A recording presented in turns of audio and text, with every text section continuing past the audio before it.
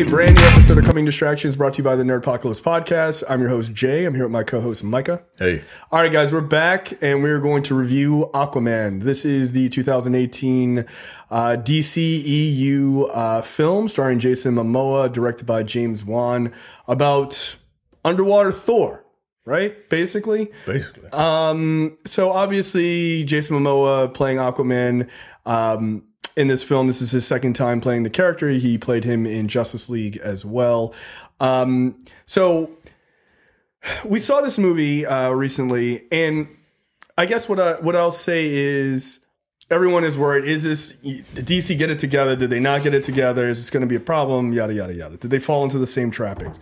I would argue that they did not fall into the same trappings. However, I would not argue that this was a hitting it out of the park film.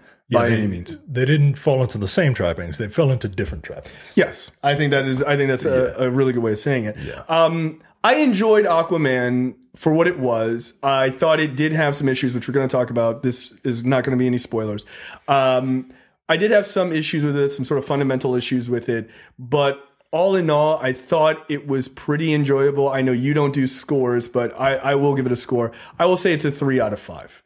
And I think that's a reasonable score. I think that it had a lot to do in the movie, setting up all of Atlantis, all of the multiple kingdoms and everything else. The movie spends a lot of time doing jumping back in time to explain these things that happened to Jason Momoa or happened to his family and their origins and all this other stuff. So it has a lot of world building to do, which I think can bog it down. The runtime is too long. It's at 2.5 hours, which is insane. It should probably be maybe 30 minutes shorter than that. And I didn't care for a lot of the dialogue, which I think you and I both heavily agree with. Yeah. So what are your thoughts? This movie is, look, at one point I was ready to hate this movie, and then the trailers won me over, and I'm ready to love this movie. And like most things, when you either are ready to hate something or ready to love it, it ends up being just fine. Yeah, it's fair. It is the Dorothy and the Three Bears, right? That middle one, okay, it's not too hot, it's not too cold, it's all right. Yeah, it's all right. I don't regret seeing it. I probably won't watch it again. But here's the weird thing: this movie, if it can correct its mistakes, I would see a sequel. That's something I've been thinking about since we saw it. I agree with you. I don't think James Wan is the right person to direct a sequel, and I'll explain what I mean by that a little bit later. But I do feel like with all the world building out of the way, and because that's what really bogs the movie down, right? It's like, all right, Jesus Christ, this is more Atlantean fucking history. But once you get past all that, you got your titular hero. He's now fully realized in the movie. Yeah. He's got the trident that he needs. He looks like a badass in the costume. He looks like Jason Momoa is having fun in this movie. Yes. He looks like he's having more fun in this movie than he ever did in Justice League. Yeah, and that shows in his performance. And that makes seeing him have fun makes you want to have fun, right? The problem with these films is that they're so morose and dark. The DC ones specifically. The DC ones, that you don't really want to have a good time. Like looking at Man of Steel, he's kind of, sullen. And it's like, all right, well, this is him kind of resetting, trying to find himself. But then you look at BVS, and he's still sullen and dour. And then you have Batman, who's even more dour, right? Right. And Suicide Squad, I mean, look, just the name of it. Suicide Squad. Right. This is not something that I want to just have a good time with. These films, there's a place for extrapolating, deconstructing the comic book superhero. Sure. Yeah. But sometimes you just got to give people a crowd pleaser. Yeah. And while this one is not necessarily the best, I still think Wonder Woman is leaps and bounds better than this movie as a whole. I agree with that. This movie isn't horrible, but it's not good. I think there's slightly more bad than good. And this movie also taught me something told me something that I forget from time to time, right? That I don't care if you are a late Gen Xer or an early millennial. right? Like these movies, these superhero movies are made for young people. Yes. And that's not to say if you like this movie, you have some sort of adolescence thing going with you, right? Like, but the movies are made for young people. And the dialogue in this movie proves it. The dialogue in this movie, I cannot get over. I cannot stress to you. I did not care for the dialogue. I just don't care about when people are talking, right? Like, it took me a minute to get over Jason Momoa's Aqua Bro style Aquaman. It fits in this movie. I'm fine with it. But the dialogue is just like there's one scene where one character is saying goodbye to another character and they're crying. And the one character says, in the sea, in the ocean, the sea washes away our tears. And then the other character is like, up here, we feel them. What? Yeah, that's a terrible line. That's stupid. That line is dumb. really bad. Like, leave the cheesy lines to Jason Momoa, and even some of them.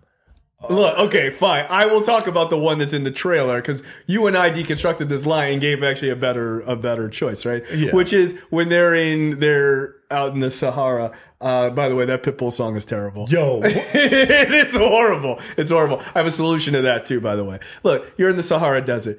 Just play an instrumental or just a non-lyric version of Africa by Toto. Yeah. People will know the song. Yeah. But having Pitbull like singing over it, it made no sense. It weirdly added to the cheese of the movie that I was already used to. So I was like, that song's not good. But okay, all right, it's Pitbull. That's fine. This is the type of movie that we're in. Right. Okay. Okay, Pitbull singing now. Right. But the scene where they're in the Sahara Desert and they like go down in these like catacombs or whatever, and they have that device. And we're not going to spoil it. This is in the trailer. And they put it on. They're trying to turn it on, and they have to like get some water because it was an ocean at the time, and that will activate this thing. And she, Mera takes the water off of Arthur's forehead from his sweat and uses that to activate the device. And he says, "Oh, I could have just peed on it." And it's such a weirdly crass line. Like, yeah. I'm not a person above like crass humor. I'm not. I'm a giant child.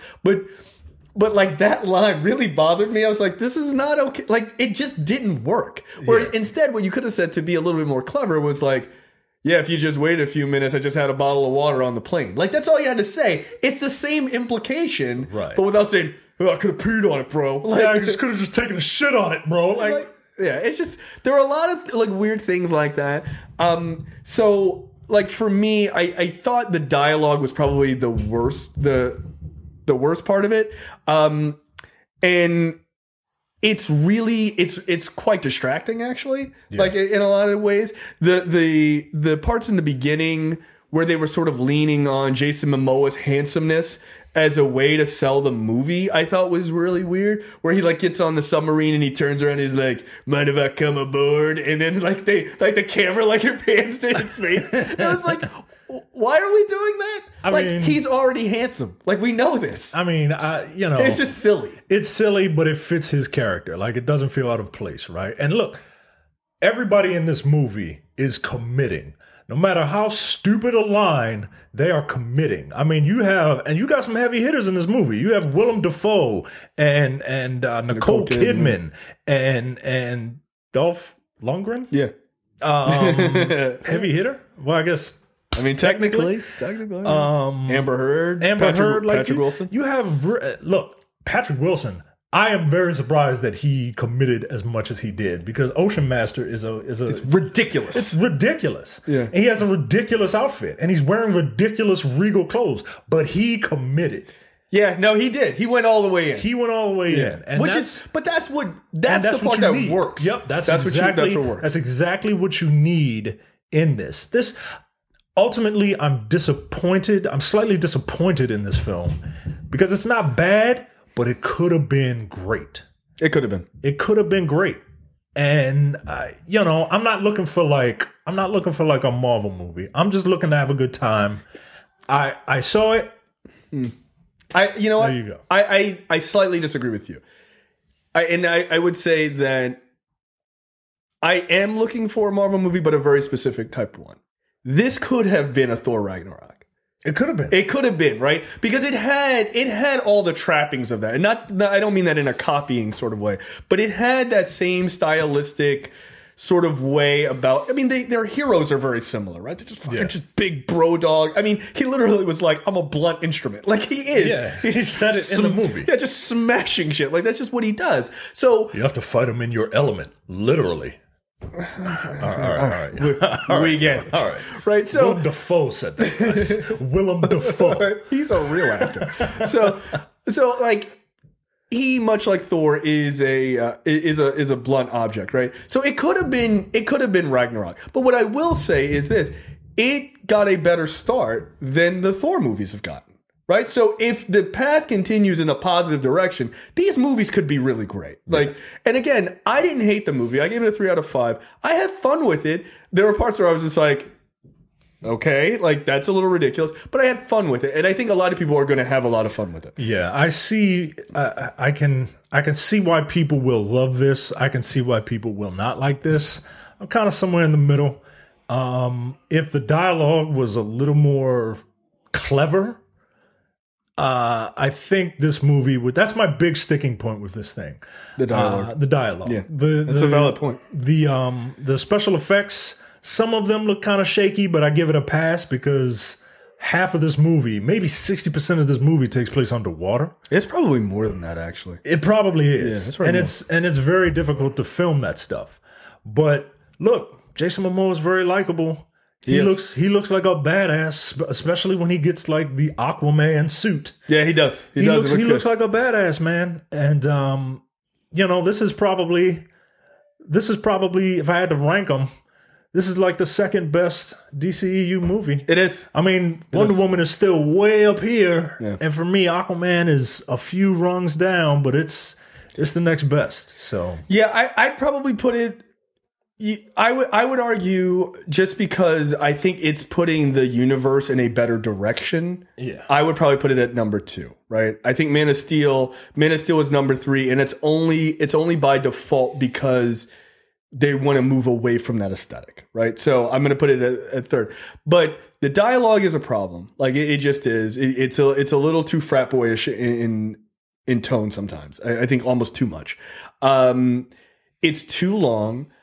You could have cut almost all of Black Manta's part in this movie. As badass as Black Manta is, and he looked dope. He was super dope in the movie. All of his action scenes were great. And you establish his motivation early on. That part made sense. That should have stayed. So much sense, right? I loved him in the movie, but it didn't really serve the overarching story, right. which sucks, right? But that's what sequels are for, I guess. Right. So yeah, I would have pretty much taken Black Manta out of the movie, minus the beginning part, right? Yeah. But yeah, look, overall, I had a good time. I'm not gonna lie, I did have a good time. I want to see more of it, and I think that's probably the best thing I can say about this movie is I want to see more of that world.